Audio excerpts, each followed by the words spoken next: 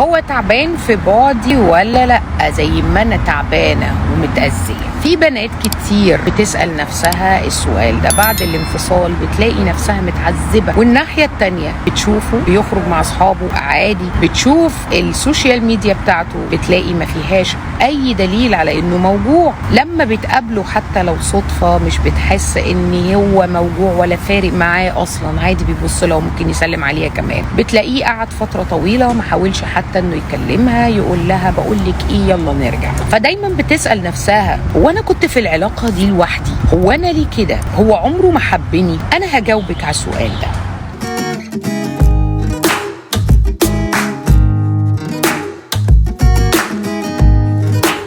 بص يا بنت الحلال، ده يتوقف على طبيعة العلاقة.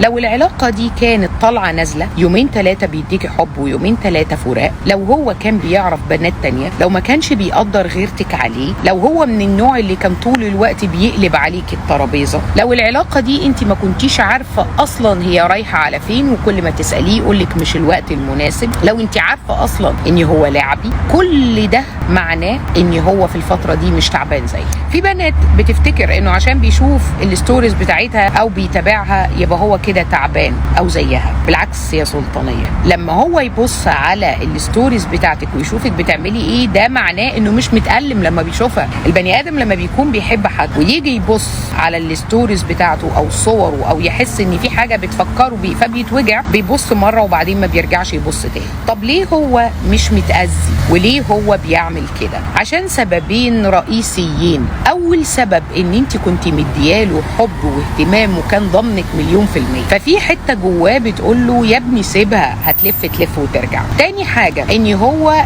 مدي لنفسه الحق انه مهما يعمل فيكي انت ما تروحيش في اي حته، ولذلك هو بيقنع نفسه اقناع زائف ان انت الخسرانه، وبيقنع نفسه ان انت اصلا ما كانش ينفع تمشي عشان ما فيش ارتباط وما فيش جواز. بيقنع نفسه زي ما كان بيقلب عليك الترابيزه بالظبط، وبيصدق حاله.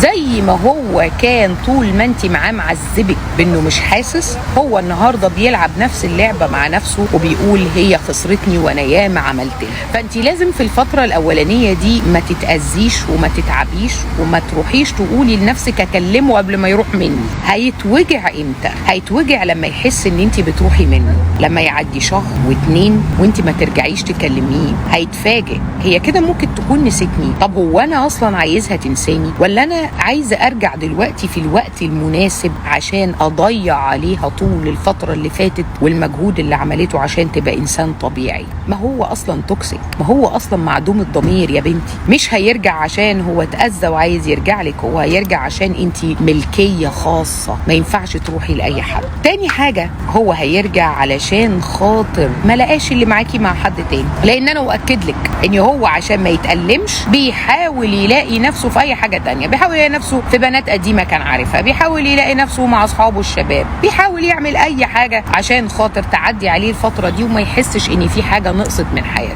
ولكن هيهات، الحب الصادق هيفضل في دماغه مهما حاول يستغفل نفسه، فهيرجع يحاول انه يحتك بيكي باي شكل من الاشكال. واخيرا لو شافك مع واحد تاني ممكن يعض الارض يا بنت الحلال. لو حس ان في حد تاني دخل حياتك هيحاول يفسد عليكي ده بكل الطرق، برضه لانه توكسيك. وتاني حاجه لانه عارف كويس قوي من اعماقه مهما ضحك على نفسه انه كان معذبك، وان اي حد هيعاملك كويس هيخليكي تقولي انا ازاي كنت عايشه مع شخص زي ده، وهتنقي بنفسك ومستحيل ساعتها ترجعي له. اوعي تفكري هو نسيني ولا معايا، افتكري كويس قوي هو لما كان معاكي كان بيعمل فيكي ايه. هتعرفي كويس قوي ان ديل الكلب عمره ما بيتعدل.